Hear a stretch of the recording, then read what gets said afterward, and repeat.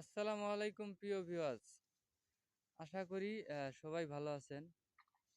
দেখেন একটি কৃষক ভাই কিছু ধান পড়ে গেছে মাটিতে। ধানগুলো ঠিক করে দিতেছে। কেন পড়ে গেছে ধানগুলো সে বিষয়ে আপনাদের আমি জানাবো। তো ধানগুলো পড়ে যাওয়ার মূল কারণ হলো ধানগুলোতে অতিরিক্ত পানি অনেকদিন ধরে থাকার কারণে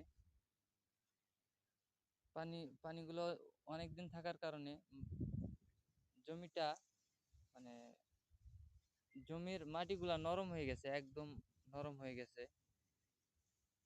সেই কারণে ধানগুলো মূলত পড়ে গেছে। কিছুদিন আগে ধান খেতে সেচ নিছে বা পানি নিছে, নেওয়ার পরে বৃষ্টি হয়েছে। বৃষ্টি হওয়ার কারণে পানিগুলো শুকায় নাই। না শুকানোর কারণে এই ধানগুলো পড়ে গেছে।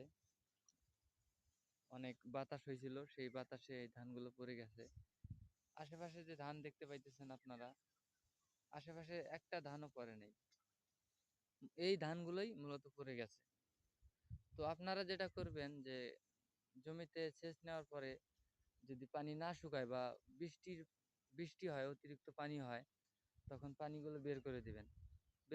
বের করে দেওয়ার পরে মাটিগুলো শুকাবে, শুকায়া শক্ত হবে।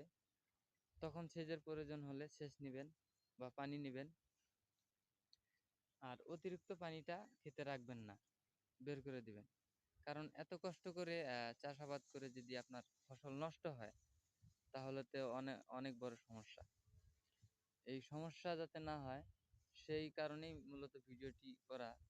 দেখেন হালকা বাতাসই কিন্তু পড়ে গেছে। বেশি বাতাস হইলে অনেক ধান নষ্ট হয়ে যাইত। আপনারা যদি খেতে পানি নেন বা বৃষ্টির কারণে খেতে পানি লেগে থাকে, তাহলে পরিস্থিতি বুঝে পানিগুলো বের করে দেওয়ার চেষ্টা করবেন। আশা করি আপনারা ভিডিওটি দেখে বুঝতে পেরেছেন। ভালো থাকবেন, সুস্থ থাকবেন। ধন্যবাদ। আসসালামু আলাইকুম ভিউয়ার্স।